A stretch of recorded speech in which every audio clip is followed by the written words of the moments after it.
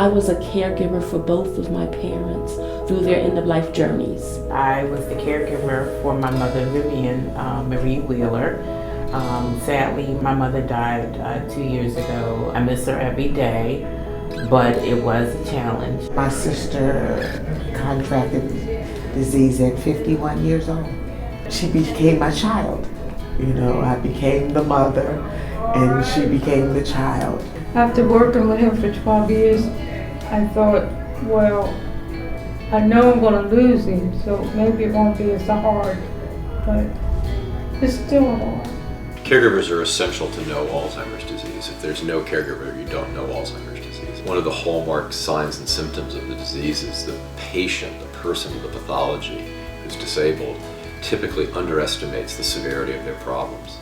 And so you really need someone else who's a close, careful, and patient observer to tell you what they've seen and what's wrong. That person is typically the caregiver. I am a caregiver means that I have signed an invisible contract stating that I am about to sacrifice a large part of my health, my life, my quality of life in order to serve and take care of another individual. I am a caregiver meant being my mother's voice, her support system, her advocate, the same way she protected and looked after me.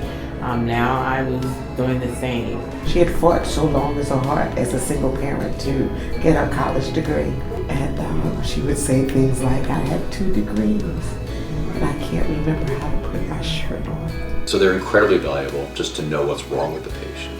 But they're also incredibly valuable to help the patient negotiate and manage the disabilities that they're suffering, even early in the disease when it's things like related to money management and negotiating medical care, and later in the disease when it's more basic activities of daily living like bathing, dressing, and grooming. They come to us looking for help for, usually they're asking for help for the person with the diagnosis, but really what we have to offer is help for the caregiver to help them help themselves and the person with the diagnosis. There's good data that if you educate caregivers about the disease, what to expect in the future, how to manage the common problems, how to plan, if you give them skills in how to cope with some of the stresses of the disease and provide them support, that if you do those things, that they will do better.